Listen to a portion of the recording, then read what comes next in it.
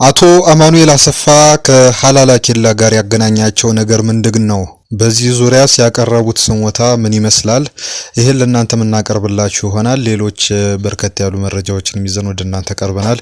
እንደተለመደው ሰብስክራይብ አድርጋችሁ ይሄን ቪዲዮ ማየት ጀምሩ። በቀጥታ ወደ ጉዳያችን እናልፋለን።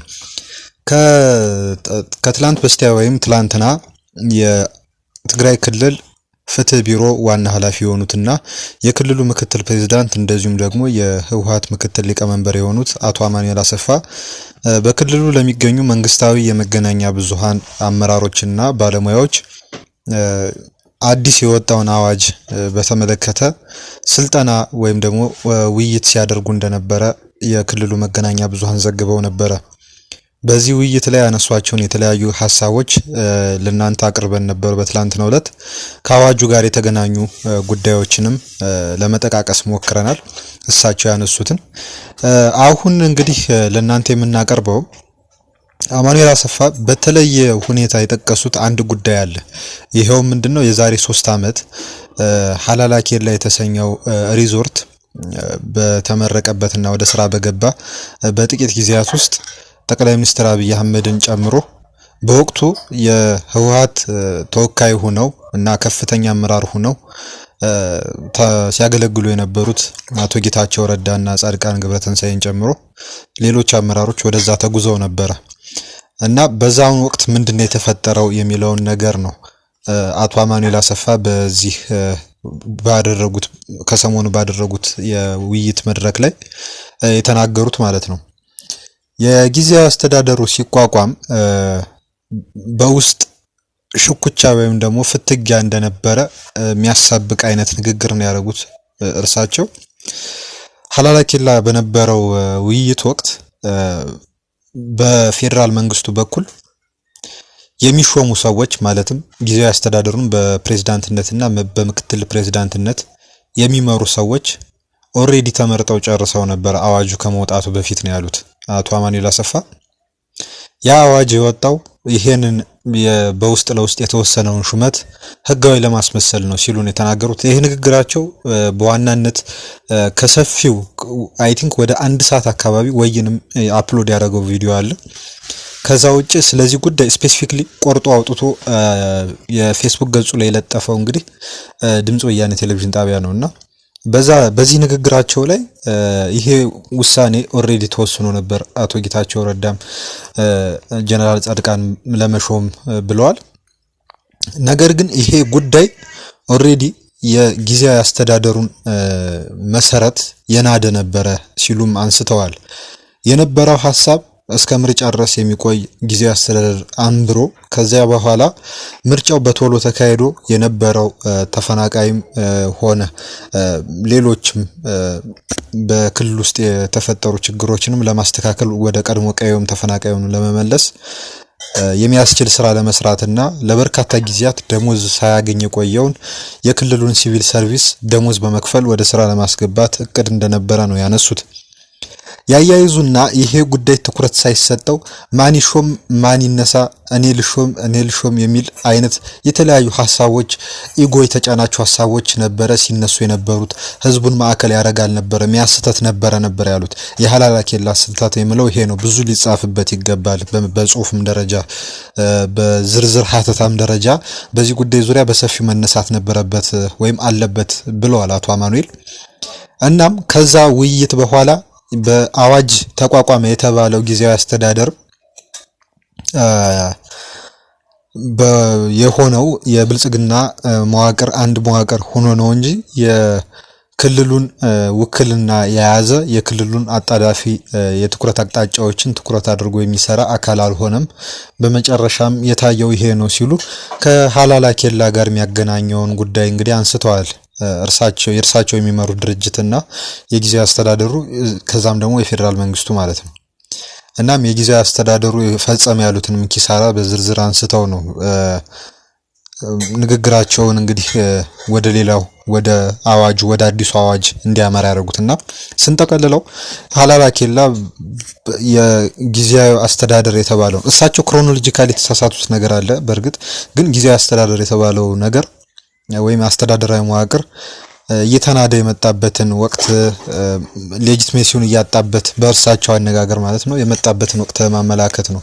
ሀላላን ኬላን እንደ አንድ የታይም ሪፈረንስ ፖይንት አድርገው ወስደው ንግግር ያደረጉበት። ከዛ ውጭ ግን ክሮኖሎጂካሊ ወይም ደግሞ በጊዜ ቅደም ተከተል ረገድ ከሀላላ ኬላ ውይይት በፊት የአዋጁ በፌደራል መንግስቱ የወጣው የትግራይ ክልል ጊዜያዊ አስተዳደርን ለማቋቋም የወጣው አዋጅ የወጣበት ጊዜ ይቀድማል። ከዛ በኋላ ነው እነሱም ተሹመው እና አቶ ጌታቸው ረዳም ጀነራል ጻድቃንም በምክትል ፕሬዝዳንትነት ማዕረግ የዲሞክራሲና የነዚህ የለውጥ ጉዳዮች ዳይሬክተር ተደርጎም ተሹመው የነበረውና ክሮኖሎጂካሊ የተሳሳተ ቢሆንም እርሳቸው በዚህ መልኩ ሐሳባቸውን አስፍረዋል ወይም ደግሞ ገልጸዋል ማለት ያክል ነው። ወደ ወይዘሮ ፈትለወርቅ ገብረ እግዚአብሔር ከትላንት በስቲያ ወደ ሰጡት መግለጫ እናልፋለን። እርሳቸው የሰጡት መግለጫ ላይ ጥያቄ ታድሎ ነበር የሚል መረጃ አለ። ይሄም ጥያቄ ታድሎ ምንድነው? ባንድ የመቀሌ ኤፍኤም 104.4 ጋዜጠኛ አወጣኸኝ በተባለ ጋዜጠኛ አማካኝነት ጋዜጠኞች የሚጠይቁት ጥያቄ ተሰጧቸው እንደገቡ የሚገልጽ መረጃ ነው የቀረበው።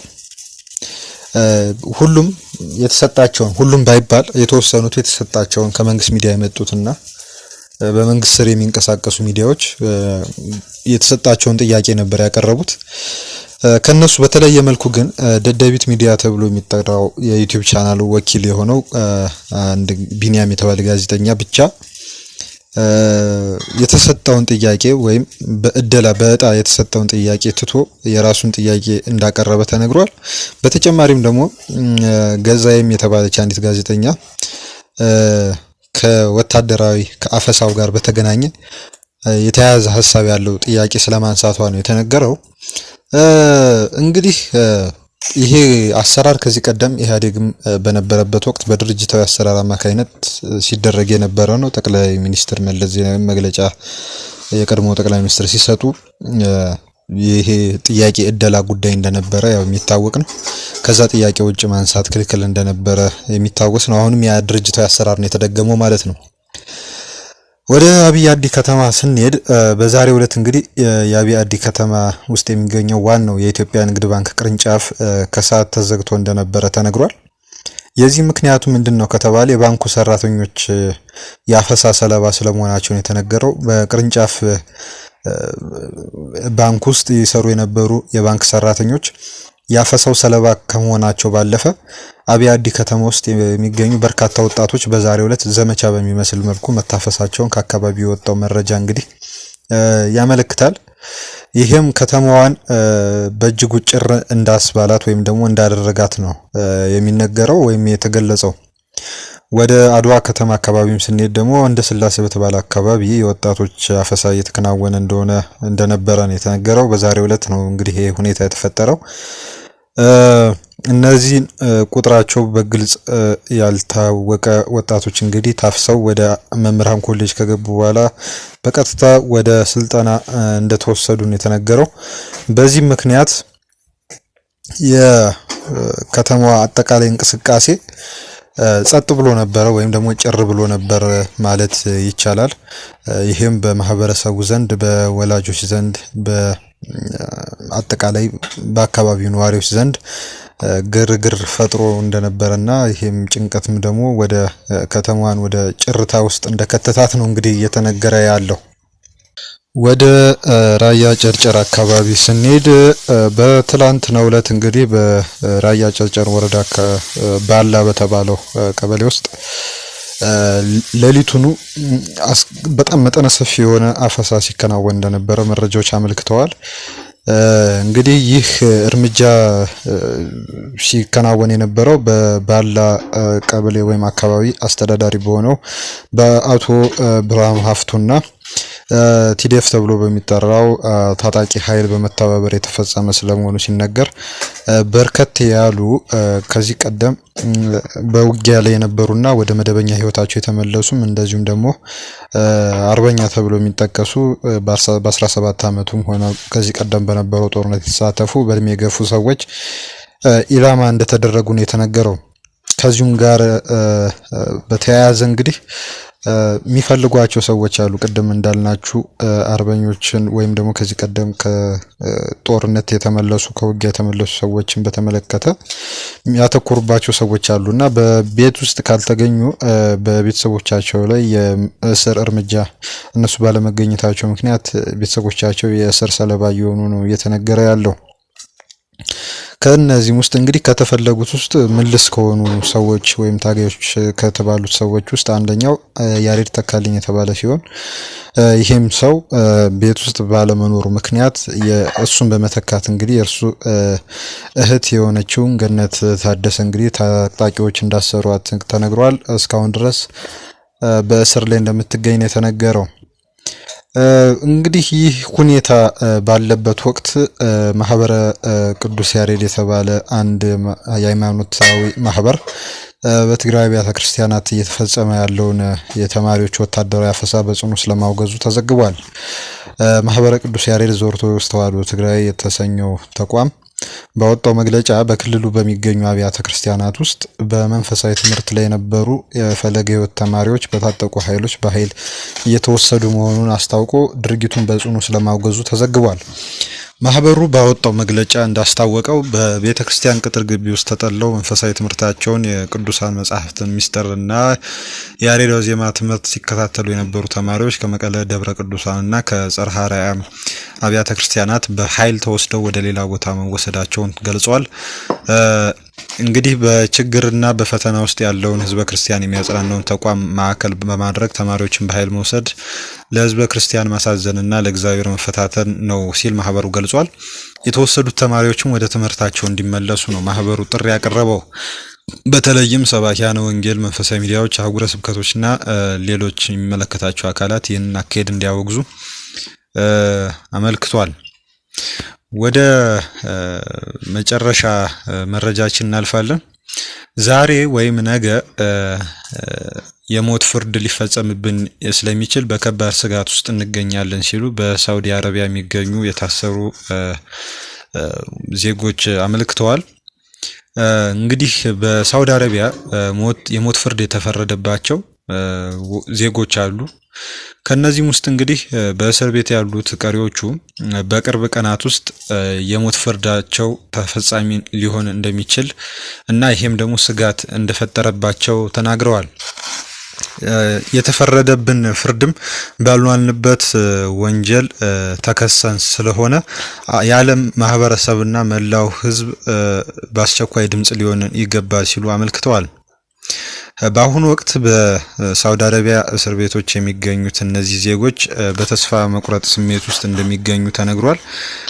ይሄም የፍርድ ውሳኔ የተላለፈባቸው ተገቢውን የፍትህ አካሄድ ባልተከተለ መልኩ መሆኑን ሲናገሩ በአሁኑ ወቅት እንግዲህ መንጠጋ ወይም ደግሞ አስሪ ካሚስ ሞሸት ተብሎ በሚጠራው እስር ቤት ከ200 በላይ የሚሆኑ ዜጎች እንዲሁም አብሃ በተሰኘው እስር ቤት ከ27 በላይ የሚሆኑ ታሳሪዎች እንደዚሁም በሌሎች እስር ቤቶችም ቁጥራቸው በቅጡ ያልታወቁ በርካታ ታሳሪዎች እንደሚገኙ በመጥቀስ እንግዲህ በጊዜ ሂደት ውስጥ እኛን በሞት ቅጣት ሊቀጡን ይችላሉ። የሞት ፍርዱም ሊፈረድ ይችላል፣ ልንሰየፍ እንችላለን ሲሉ ነው የተናገሩት።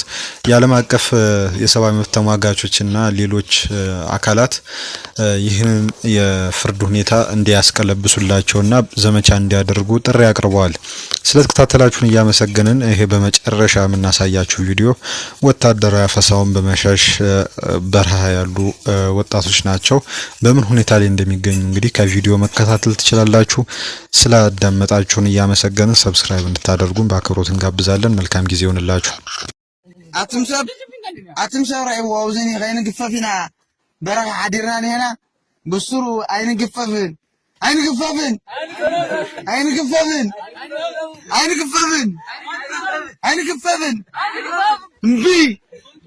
እምቢ ጠንጥንዎ